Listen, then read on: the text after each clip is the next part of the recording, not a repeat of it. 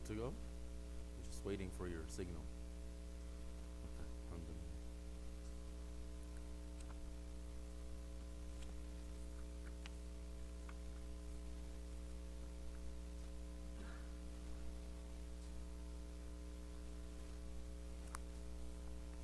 All right, Bismillah ar-Rahman ar-Rahim.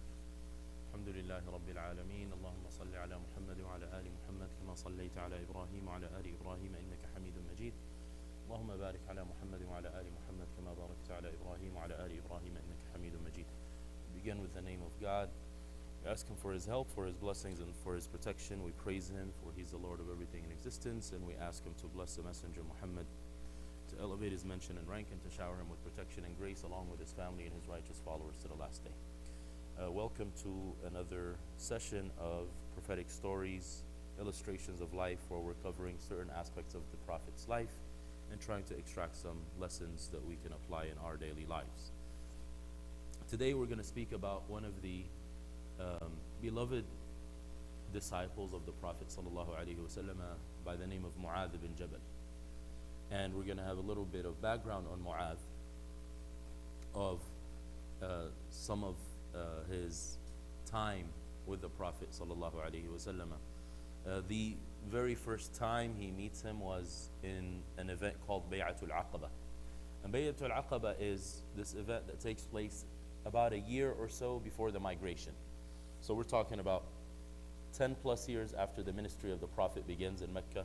He would meet people in the pilgrimage season, wherever people would come from different tribes and different locations all over Arabia, and he would present to them the message. And Mu'adh was one of those young men who came from Medina, who came from the city called Yathrib, and he gave his covenant and he made a deal with the Prophet, and that's what the Bay'ah of Aqaba was. They basically told him, it happened on two occasions. There was Bay'ah al-Ula and then Bay'ah al-Aqaba al-Thaniya.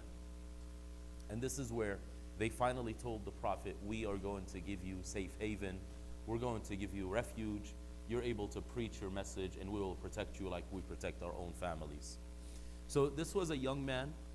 In fact, they describe him as a young man who hasn't grown facial hair yet. So this tells you how young he was. So an adolescent individual, and he kept the company of the Prophet ﷺ and gained a lot of knowledge from him. He was extremely intelligent and also very pure in spirit, and this is a very good combination to try to benefit from scripture and from sacred knowledge. He was a noble person and he was extremely generous. He was respectful and he was kind and gentle. He was one of the most beautiful people in appearance, and he had the most beautiful of character traits.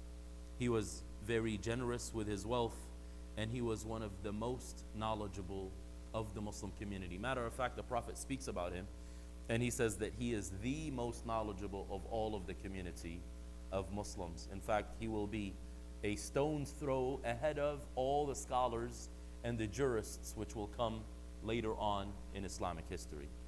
So he kept the company of the Prophet for the last 10 years of his life, which is after he migrated to the city of Yathrib, which later on becomes known as Medina. He memorizes the Quran, and he has this deep, profound knowledge, and this is the meaning of fiqh. Fiqh is understanding. So he becomes one of those fuqaha of the Sahaba. Now, we have many people who kept the company of the Prophet, but not all of them were scholars, and this is something important to note. Many people think that just because they were with him and kept his company, they became experts in the law. That's not necessarily the case. There was specific individuals who were experts in the law and who were learned, and other people just kept the company of the Messenger, and they knew the basics. They knew how to practice and how to have a proper relationship with their Lord, but they did not necessarily become scholars of the law. He is known as أعلم الأمة بالحلال والحرام, the most knowledgeable of all of the Muslim community in matters pertaining to the things that are lawful and the things that are prohibited. And the Prophet gave him special care and concern, and this is something important to note as well.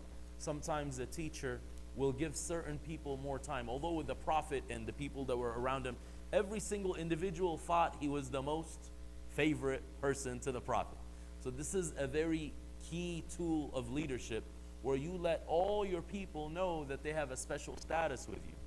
But now, outsider looking into the story, you realize that Mu'adh specifically had a specific place in the Prophet's heart, but also a specific role to play. So whenever you have a specific role, you're going to be given special attention. So the Prophet here is going to give him a lot of the knowledge, because he's hoping that this individual will live on to carry on this knowledge and to basically be an inheritor of the prophets. Now, one of these events where you can see the love that the Prophet had for him and how close he kept him. So again, love entails that you keep the person close to you. I know they say this idiom that distance makes the hearts grow fonder in relationships. That's sometimes you give people their space in order for them to realize your value. But at the same time, part of love is that you keep the person close to you and you give them specific time that is especially for them, where no one else is sharing you with them. So here he's riding with the Prophet on the mode of transport, and the Prophet, again, sallallahu alaihi wasallam, a part of his humility and humbleness was that he would ride not the way kings and princes would ride. He would ride on a donkey, he would ride on a mule, and only certain times during journeys he would ride on a camel. He didn't ride on horseback that much, although at that time, and of course Arabia is famous for horses, Arabian horses. The Prophet was not necessarily into showcasing who he was, although he has the greatest status with the Lord of the universe. But here he's riding on a donkey, and in fact the donkey of the Prophet has a name. His name is Ufayr. And what's interesting is this donkey appears in more than one location. One time the Prophet was riding his donkey, and I said monkey, right? So I have a story of why these words are connected. There was a poem that we were sent, and it says this was a poem that the students in Azhar University who are studying Islam, so they're studying Islam in the Arabic language, so they require them to take an English course. So in the English course, they have these vocabulary words in English that they have to learn. So they are smart. So typically students of Islam, what they do is they change the subject from prose to poetry. من النثر إلى الشعر. They make it into a qasida, they make it into a manzuma in order for it to be memorized. So these guys took all these English words and made them into an Arabic poem. So part of it, one of the lines, he says, وَالْقِرْدُ monkey, وَالْحِمَارُ donkey. So he says a monkey in Arabic, he uses the word qird, he says it's called monkey in English, and the donkey, the himar, is called donkey in English. And this is why it's stuck, because my daughters, I made a mistake and I made them listen to it. So now every time they look at me, they're like, can you play the donkey song? I'm like, what's the donkey song? That song. Anyway, so that's why I just said that. But so one time the Prophet actually passes by a group of people in Medina, and one of them was Abdullah ibn Ubay ibn Salul, who was the leader of the community known as the hypocrites in Medina. And he basically started cursing the Prophet and disrespecting him. He says, you bring your dirty animal here, it stinks. Your donkey stinks. But of course, this did not change the Prophet's humble status. He didn't think, you know what, because I'm going to go meet rich people, I'm going to change my vehicle or my mode of transport. This is what was available to me. I'm not going to utilize resources of the community to go and buy this fancy horse so I can showcase myself in front of these people. So this donkey is called Ufayr. So on donkeys, when you would ride them, they don't necessarily have a saddle. Again, because saddles are more expensive, and also saddles are put on horses. So they had some type of fabric, but it was harsh fabric. And the Prophet was sitting in the front, and Mu'adh bin Jabal was sitting behind him. So again, this is the close proximity of Mu'adh in this particular occasion. And basically, the only thing that's separating them is this small part of the saddle. So while they were traveling, while they were on the road, the Prophet ﷺ calls him in a way where you would think he's calling someone who's at a distance. He shouts his name and he says, Ya Mu'adh. He calls him by his first name. And they say part of you attaining the affection of people is using their names, calling them by their names. And they mention this about meeting people. When you first meet people, try to repeat the name of the person you just met. And this way they think that you are giving them importance. You remembered their name, they're significant in your life. So he says, Labbayka ya Rasulallah wa sa'dayk, which is an expression in Arabic that means, I am responding to your call. This is a similar expression to what people who go to the pilgrimage say, Labbayk Allahumma labbayk, which is, I am responding to your call, my Lord, one time after another. And this is what call is a pilgrim responding to? The call that Ibrahim made long ago. Allah commanded him, He says, وَأَذِّن فِي النَّاسِ بِالْحَجِّ, invite people to visit this house.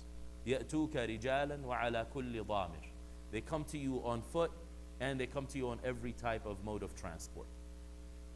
Again, this is interesting with translation. Rijalan here, if people don't know Arabic, or even Arabs, they'll think they come to you as men.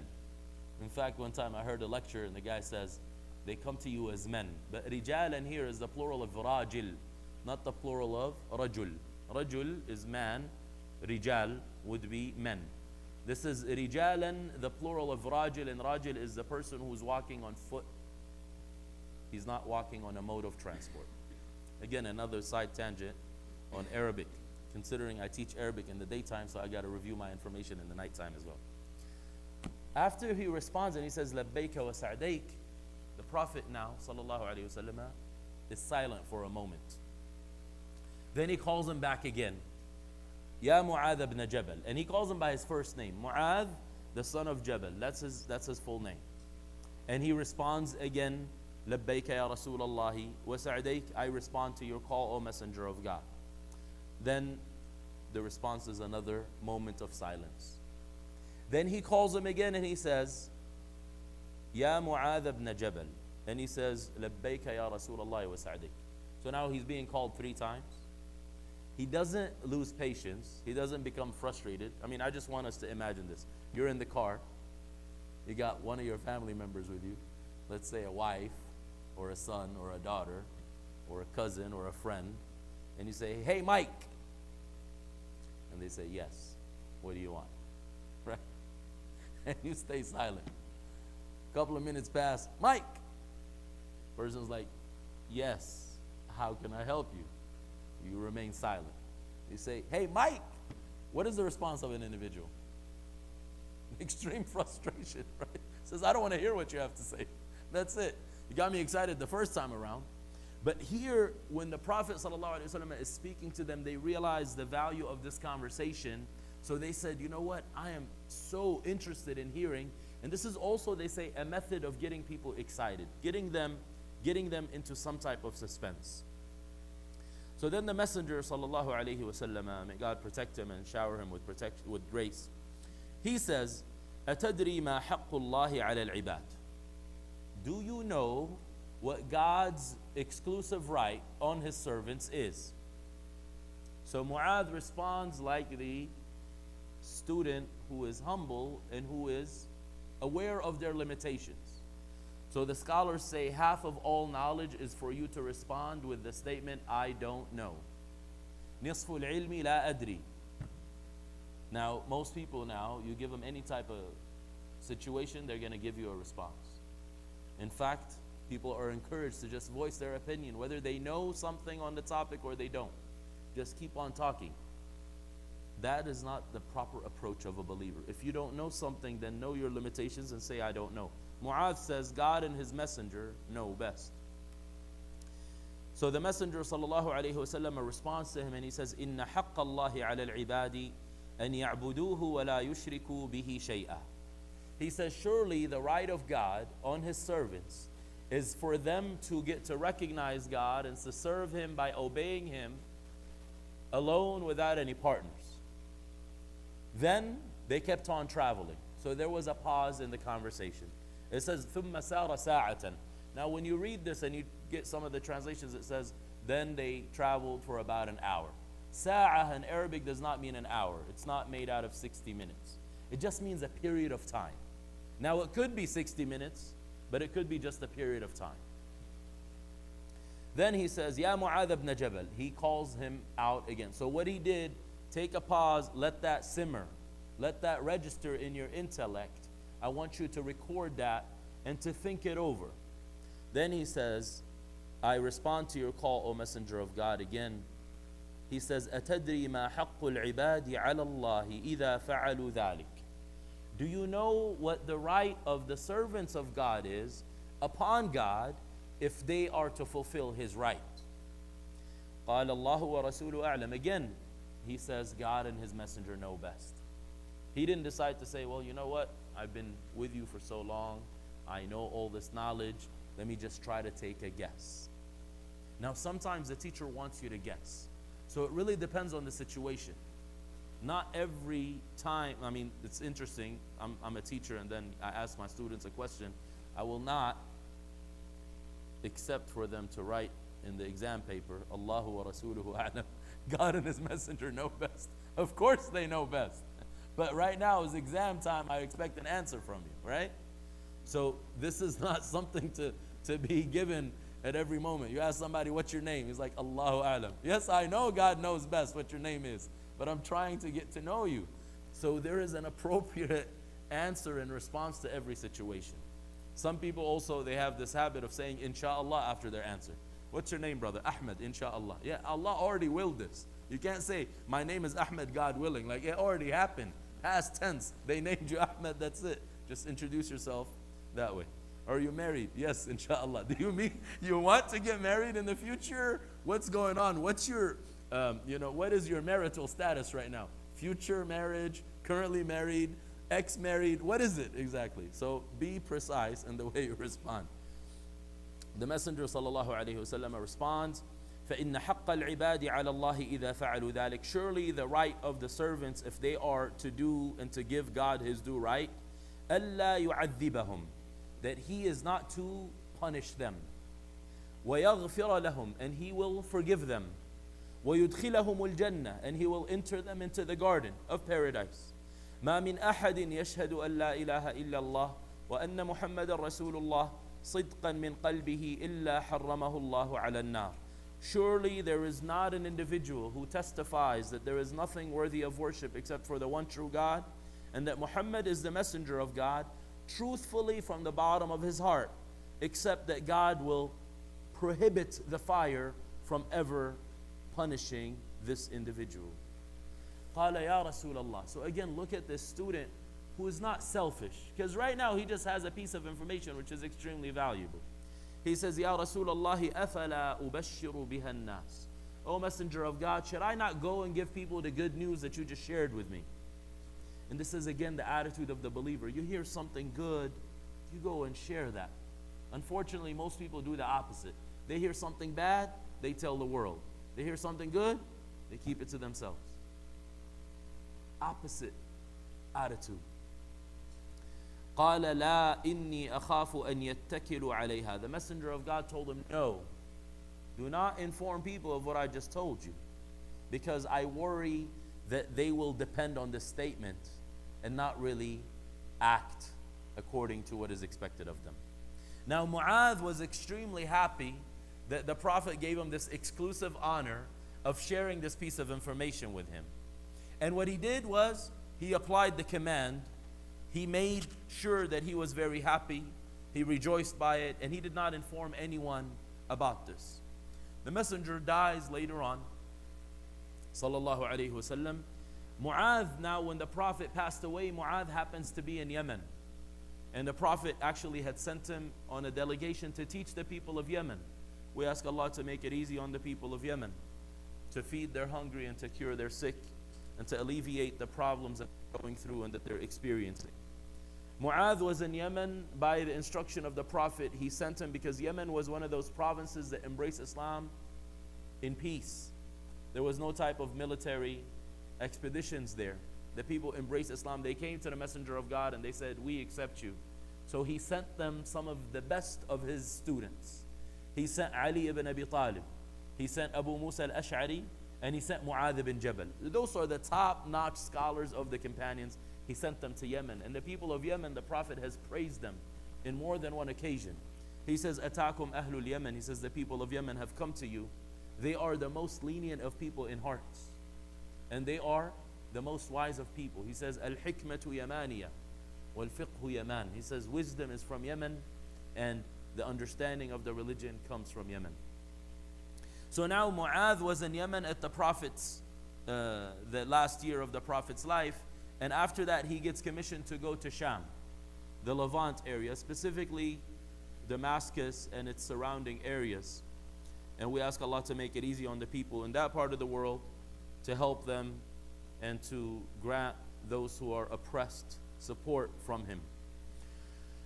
Now, why did he go up there? Because the Muslims at that time were actually engaged in pushing the teachings and the ministry of the Prophet out north. And this was a land that was ruled by the Byzantines at the time, the Eastern Roman Empire. And there was only a period of time that passed until he actually passes away. And he was on his deathbed at this time. He was affected by the plague. This was a great plague that affected the area in Jordan. And he says, I am so happy that I'm being afflicted by this. Now, this is very interesting. You don't seek out to get sick. You don't seek out to have a calamity.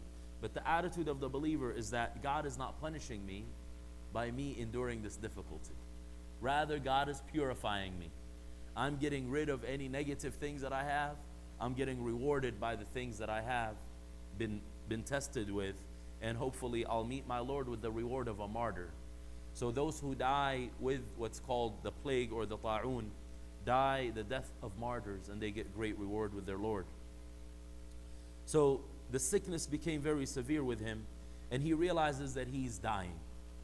And he says, I want you guys to expose me to the direction of salah. I need to inform you guys and to teach you a teaching that I heard directly from the Messenger of God. And I have not informed you of this teaching, except that I was afraid that you would depend on it and basically become negligent of your duties. I didn't want you guys to be lazy. Then he gave them the good news that the Messenger of God had informed him of, and he told them the exact story that we just shared. How he was riding on the donkey with the Prophet ﷺ, and no one was with them, and no one heard their conversation. And then Mu'adh disliked that he is to meet his Lord while he did not disclose the information that the Prophet left with him. He wanted to ensure that any piece of knowledge that I have, I get to relay it to those who come after us. He was afraid of the liability. Now in Islam, if you know knowledge and you don't share it, you're actually liable. You're going to be held into account. Why didn't you share this with people? Just like when you have wealth, and after you give your own family and those that you're responsible for their due right, you will be asked, why didn't you share this with those who are less fortunate? Anything that we have been given, part of being grateful for it is to share it with those that are around. So then at the moment of his death, he wanted to make sure that he leaves this life with a clean slate, and he shares this piece of information with people. And what he shared, or who he shared it with, was again his closest circle. But now we have this narration to also rejoice and to have this glad tiding. So he says, the author says, let's pause for a moment and reflect over some of the lessons that could be extracted from this particular story. The first lesson is the creative method of teaching that the messenger employed. Getting people excited. Getting people looking forward to the information that you're about to share. Allowing the learner to participate in the learning process. Again, a lot of us, we've been programmed that learning simply means that one person dictates and everybody else regurgitates. We just speak and other people repeat. There is no type of critical thinking taking place. There's no type of conversation taking place. There's no type of experiment taking place. What we learn here is that information that the Prophet shared was not done in a classroom setting. That's the first thing we learn. They were out and about traveling. That's a huge opportunity to speak to people, to have conversations. Especially here where we're at, you spend hours on the road. Now, if you have family with you or friends, this is a time to engage them in positive conversation. He wanted to have him excited to receive this piece of information, and he allowed the time to be appropriate. He gave Mu'adh a proper time period where he felt in close proximity physically, spiritually, and emotionally to the Prophet sallallahu alaihi wasallam. And now, what that means is that Mu'adh is going to think very closely about any type of information he's going to receive at this moment. Because there was many people around the Prophet. Why did he select Mu'adh for this task? Why did he select him to ride with him on his ride? He could have just told him, meet me in that spot. You could just walk there. But this was all done with what? With intentionality. There was a plan behind this. Part of the issues behind this plan is that we get to learn this. He gave this piece of information to someone that he knew would record it, would understand it, would not abuse it, and would share it with others.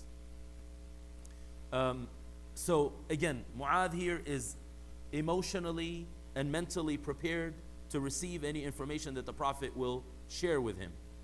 And then he says, pay attention to how the Prophet called him by his name and by his father's name.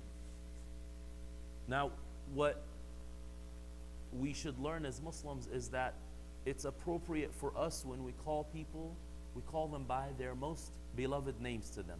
We should never give people nicknames that they dislike. We should call them by the names that are beloved to them. And definitely, we should honor the wishes of their parents who called them by certain names as well. So this is part of the etiquette of Islam. Now, although they were so close, he calls them as if he's at a distance. Now, when you call someone at a distance, they typically will respond to you with this response of labbaik. I hear you, and I'm coming to accept your invite or come to your service. And then he says, what do you think came about in Mu'adh's mind when the Prophet remained silent after the initial call? So he calls him to grab his attention, then he remains silent. He's like, I want you to wonder with me what is going through the brain and the mind of Mu'adh. And he does this 3 times. He calls him 3 times. One of the prophetic models is actually to repeat himself 3 times, to say the statement in a way which becomes very clear, that no one has any ambiguity about it. I notice this when we speak. People process information in different ways. I may say one thing here, and each one of you will get a different understanding of what I meant. In order for us to decrease the chances of misunderstandings, we should clarify our speech to the best of our ability. Now, the Prophet here is realizing and noticing that Mu'adh is also excited for the response. So now the mind is fully in tune. Sometimes, parents know this very well. You tell your child something, but they're preoccupied with something else. And they're like, uh-huh. So let's say, pick up the trash, put it in the trash can. Yes. 30 minutes later, the trash is still where you last saw it. What happened? The brain was preoccupied with something else. Did they hear you? Yes, they heard you. But they were not focused with you. So sometimes we get angry, but the reality is we didn't give them a chance to focus. They were doing something else. Sometimes it's an adult that's doing it. So your spouse talks to you and you're reading something, or you're on your phone and you're preoccupied. If you don't put that thing away, believe you me, you didn't understand what they just told you. It happens all the time. You say, yes. And the nice thing is when they put you to the test, can you tell me what I just told you? And you feel terrible because you were not paying attention. You were preoccupied with something else. So here we realize that the Prophet is ensuring that Mu'adh has his undivided attention. And then the Prophet ﷺ asks this question, do you know what God's right is on his servants? Mu'adh, gives the response of a learner who's looking to gain knowledge. Again, not someone who's full of himself, who thinks that he already has all the answers. And that's another problem with learning. The scholars say that you will not learn if you're embarrassed to ask, and you will not learn if you're too arrogant to ask. Those two people will never learn. The arrogant one and the shy one. Shyness is not good in learning. Why didn't you ask the question? I'm too shy. What are you shy of? Shouldn't be shy when it comes to learning.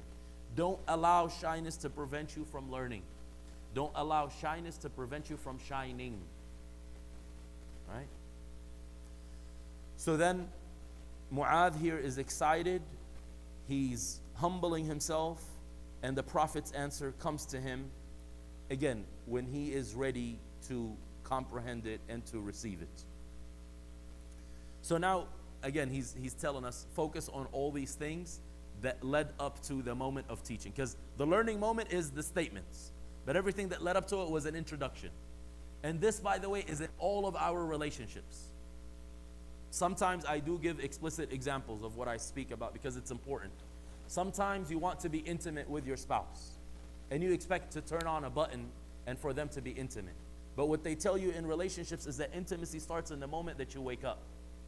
By being kind, by saying nice words, by checking up on the day in the daytime when you are at work, by bringing a gift, by spending quality time, by giving people your undivided attention. Then when the moment does come, it's more meaningful. Same thing with learning. The whole experience of the student has to be pleasant. Just imagine the student walks in the morning and you make a mockery of them, and you make fun of the way they're dressed, or they get bullied by another student. It's a toxic learning environment that the student is not allowed to gain full knowledge in. Let's say they deal with racism, with bullying. Let's say they came late and somebody embarrassed them. All these things affect the way the person learns. The opposite is the prophetic model right here. He makes the student close to him.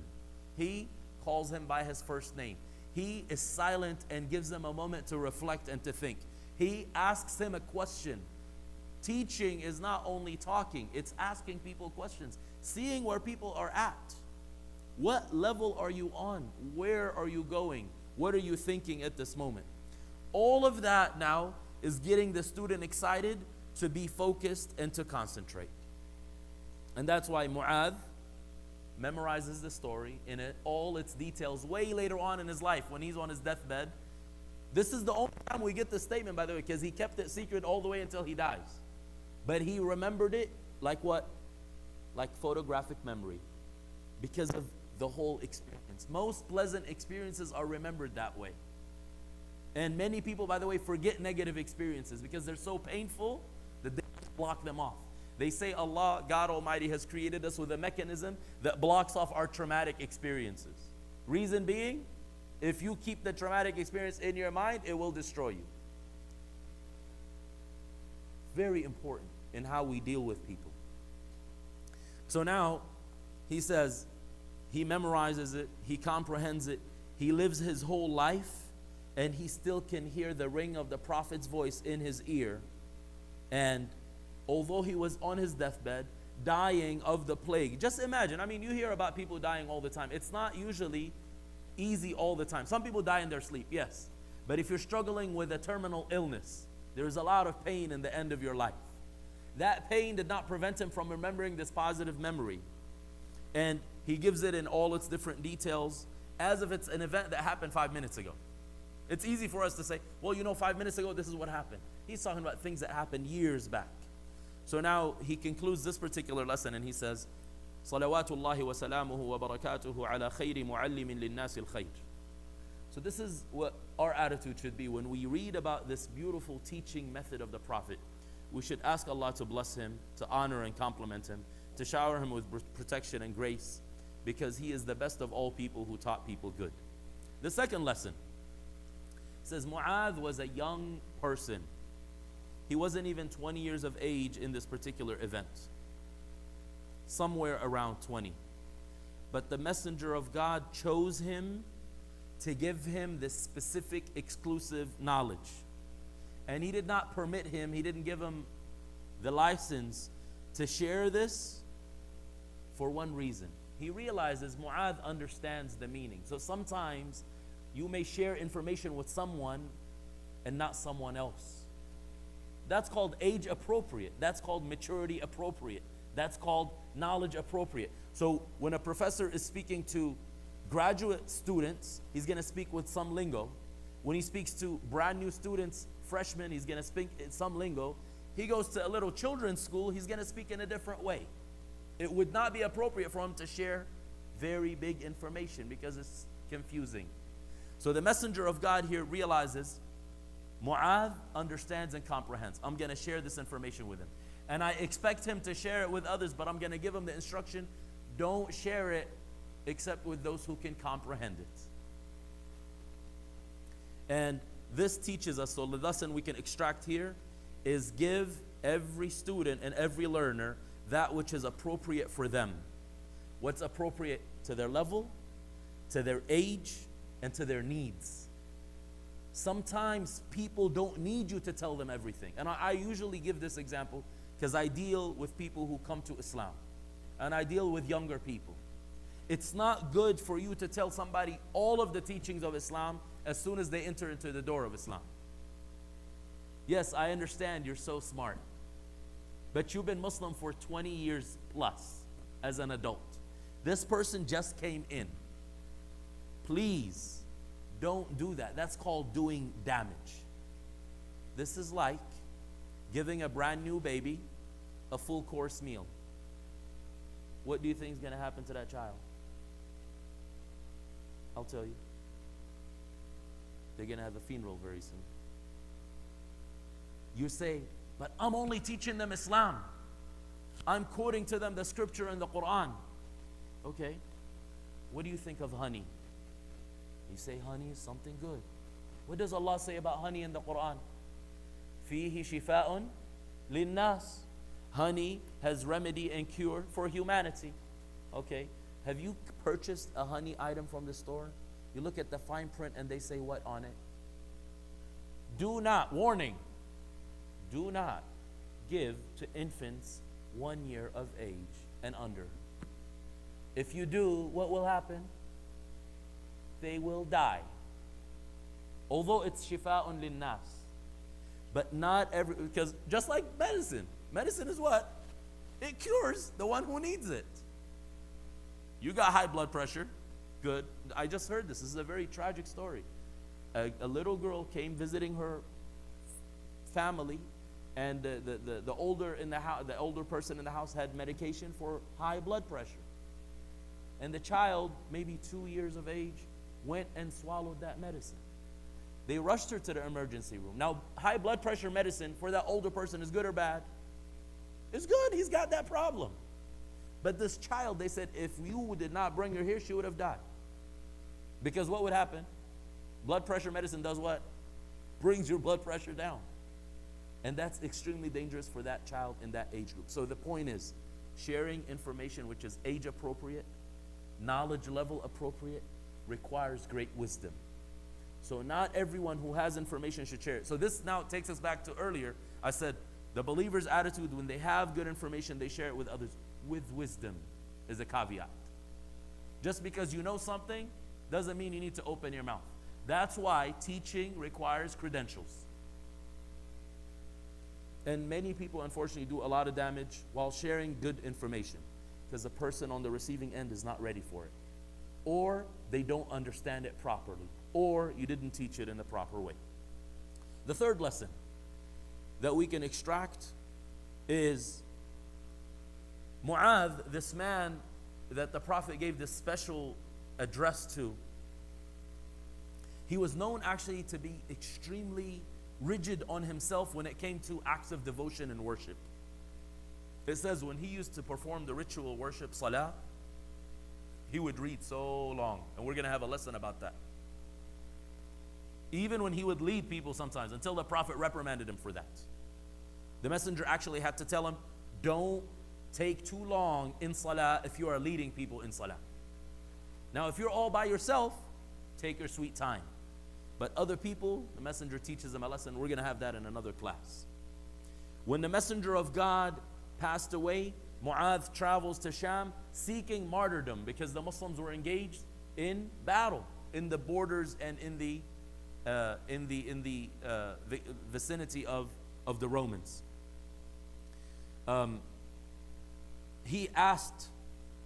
Umar actually asked Abu Bakr, he says, can you please keep Mu'adh back? We need him here in the city.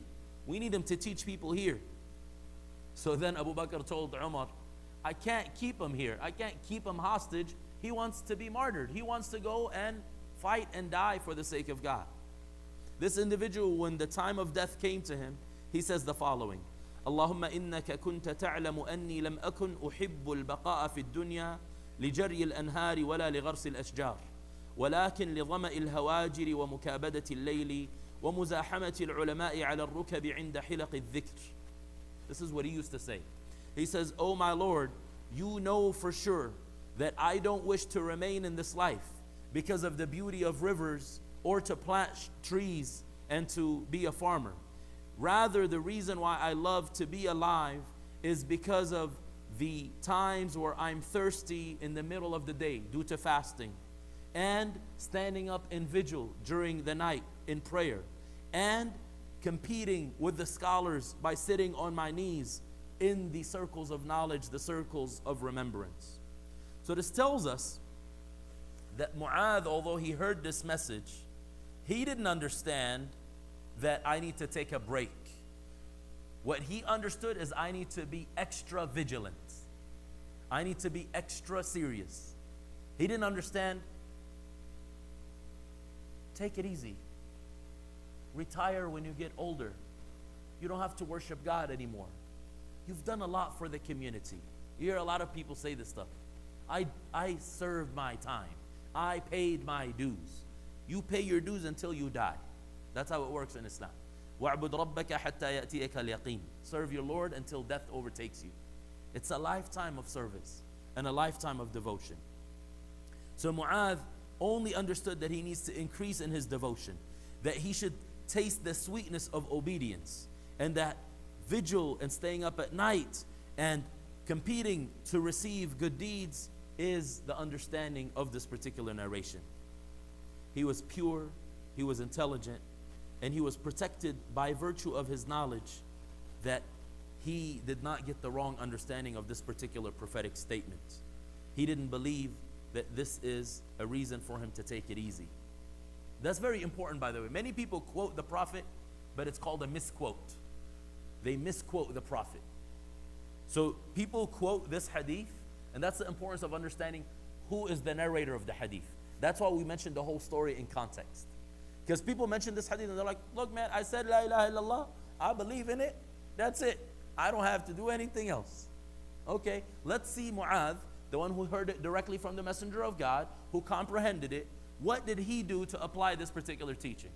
Did he quit and he say, I've already said it and I say it truthfully and I'm good to go? He never did that. So the proper understanding of the narrations is to get him in the proper context.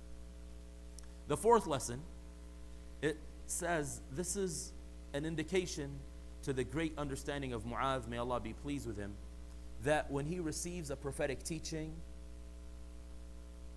and he received a prohibition by the Prophet censored him and told him, do not inform others of this.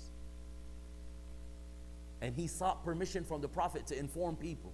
So look at how many things we have here. He asked the Prophet for permission. The Prophet told him, do not do so. Rather, at the moment of his death though, because of his understanding and his knowledge, he did not want to be liable and to be sinful, that he kept one of the statements of the Prophet hidden. This is called proper understanding. He understood from the Prophet's statement that I need you to share this with the people who truly will understand it. So he only shared it with whom? The ones who were at his deathbed, who had spent a lifetime learning with him. He had trained them properly, and he shared it with them with the same condition. Don't tell people this if they're not aware of what is required of them. Don't tell people this lest they become lazy. So there was a reason why the Prophet prohibited him from sharing it, which is for people to become negligent of their responsibilities. So he taught his closest students, and they understood from him, and they learned from him, and they narrated on his authority. The point behind this is that this becomes now a teaching amongst the learned in our community. Mu'adh did not mention it and share it in the public. So that's why it's important, again, when we say a hadith, make sure that you explain it. Don't just drop words and leave. It can cause a lot of problematic understanding. So he chose and selected who he's going to inform with this particular narration. Now, a lot of people may think, well, Mu'adh is actually guilty here of breaking the Prophet's command because the Prophet prohibited him from sharing it. However, the knowledge of Mu'adh tells us that I am going to be liable if I don't share the teaching of the Prophet of God. And he properly understood what was the cause for the prohibition. The cause of the prohibition is something very important. So it basically is to protect people from being negligent and not to be responsible with the information that they are given. But if you give it to the right people, then by all means. As long as, again, so I'm going to make a deal with you guys. Don't use this narration to be negligent. And don't share it with others, except if you share the whole story and you share what Mu'adh did in order to implement this teaching. The fifth lesson says, isn't it amazing for you the condition of Mu'adh while he is at his deathbed, he's losing his life and he's dealing with the pain of death, but he does not leave his occupation which he received directly from the Prophet ﷺ, which is to be a teacher, which is sharing the message with others, informing them. Ad-da'watu wat-ta'lim. This is the task of the Prophet. The Prophet came with these two things: sharing the message of people and educating people, teaching people. Likewise, that's what Mu'adh has. So Mu'adh here was a caller, and he was calling as if he's completely healthy. He was calling during his health, and he was calling to God during his sickness and while he was dying. Mu'adh here could have given an excuse, and that's a valid excuse, by the way. When you're sick, you have sick leave. I'm a teacher. If I fall sick, I call in and I tell him, I'm sorry, I can't make it today. That's fine. But here he didn't even give himself that opportunity. He says, I'm not going to waste an opportunity. I'm going to share the message of the Messenger sallallahu alaihi wasallam, although he had a valid excuse. And again, sickness is a valid excuse according to Islam. The sixth lesson and the final lesson, the Prophet sallallahu alaihi wasallam, again, we go back to where we started, traveling in the marketplace on the donkey's back. And he has one of the people of Medina sharing his mode of transport with him. This teaches us how humble of a servant of God he was. So it says, this shows us mashahidul ubudiyyati wa tawadhu'un nabawi. It shows us the humbleness of the Prophet and the servitude that he had, the proper attitude that he had, which makes him so distant from arrogant people, from tyrants who come, as we said before, they come with an entourage. He didn't have an entourage. Who come with security guards, who come and when they rent a hotel, they rent the whole hotel because they're afraid that somebody's going to mess with them. They hire security. They hire special, what are they called? Secret service? Is that what's called? Secret service, right? You don't even know that they're armed because they're afraid of something. The Prophet was not afraid of anything. He walked amongst the people and he was completely safe. By what? By virtue of his trust in God. Again, I'm not saying for us to be reckless. We are not the Prophet of God, right? It's good if you need security, get yourself some security. I'm not going to go fight you over that. But the point here is to compare and contrast between the people of this life who want materialism and the Messenger of God who did not want anything of this life. Do you think he could have had a horse if he wanted a horse? He could have. But he was satisfied with humble property. He was satisfied with humble dwelling. He was satisfied with humble mode of transport. The Prophet ﷺ chose to be a prophet and a servant of God, and he did not choose to be a king and a prophet of God, although he was given the choice. Were there kings who were also prophets? Who? King David. Who else? Solomon, someone says, right? Solomon and David, the father and son, they were both kings of Israel and prophets of Israel. That's a fact. The Prophet Muhammad was given that choice. Do you want to be a prophet and a king? He chose what? To be a servant and a king. To be humble. One time a man comes to him and the man was shivering. Like he was in awe of the Prophet. He says, chill, sit down. I'm only a human being and I eat meat jerky. Meaning I eat the food of the people. I'm not somebody beyond human. I'm a servant of God. And he eased that guy's fear and he comforted him and he told him, sit down. He says, I was born to a woman of the Quraysh. Meaning, I am not anything spectacular, although he was spectacular, sallallahu alayhi wa sallam. But again, reminding people and comforting them and bringing them close to himself, sallallahu alayhi wa sallam. With that, we conclude with this particular narration, which is talking about Mu'adh. Hopefully next week I think I'm going to share the other story that we hinted to, since we are on a roll talking about Mu'adh ibn Jabal. May Allah be pleased with Mu'adh ibn Jabal. May Allah reward him for sharing the knowledge that was given to him by the Messenger of God. May we understand this teaching the way he understood it. May we be responsible with the knowledge that we learn, share it properly, share it with those who can understand it, and make sure that if people can't understand it properly, to withhold that information from them until the time is right. اللهم صل على محمد وعلى آل محمد كما صليت على إبراهيم وعلى آل إبراهيم إنك حميد مجيد. اللهم بارك على محمد وعلى آل محمد كما باركت على إبراهيم وعلى آل إبراهيم إنك حميد مجيد.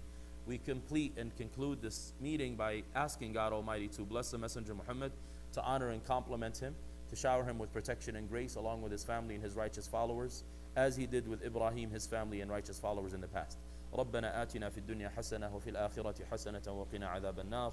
We ask you, Allah, to give us the best of this life and the best of the next life, and to protect us from the fire. اللهم إنا نسألك رضاك والجنة وما قرب إليها من قول وعمل ونعوذ بك من سخطك ومن النار وما قرب إليها من قول وعمل. We ask you, Allah, for your pleasure and for paradise and for everything that will bring us close to it of actions and statements. And we seek your protection and your refuge from the fire and your anger and anything that will drive us towards it of statements and actions. اللهم أرنا الحق حقا وارزقنا اتباعه وأرنا الباطل باطلا وارزقنا اجتنابه ولا تجعله ملتبسا علينا فنضل. We ask you, Allah, to show us this truth as truth and to guide us to follow it. Show us falsehood as falsehood and to keep us away from it. And don't make things ambiguous for us that we will be led astray. We ask you to guide us to learn from our beloved Messenger and to carry his teachings into our daily lives and to constantly be in a state of living true to his teachings, sharing the teachings of good news with others, and loving for others what we love for ourselves. Walhamdulillahi Rabbil Alameen. All praise is due to Allah, the Lord of everything in existence. Wassalamu alaikum wa rahmatullahi wa barakatuh.